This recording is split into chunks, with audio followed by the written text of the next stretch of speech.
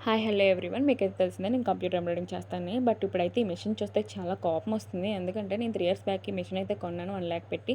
But ఇప్పుడైతే ఈ మిషన్‌కి ఎవరు ఇవ్వట్లేదు వర్క్. మీ అందరికీ తెలిసిందే నేను గాజువాకలో ఉండేదాన్ని అని చెప్పి. గాజువాకలోని నాకు మంగళగిరి వాళ్ళందరూ నాకే ఇచ్చేవారు.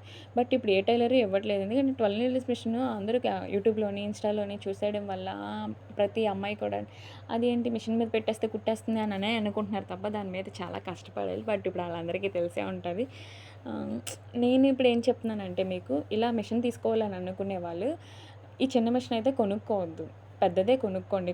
కొనుక్కోవాలి బిజినెస్ రన్ చేద్దాము అని అనుకునేవాళ్ళు.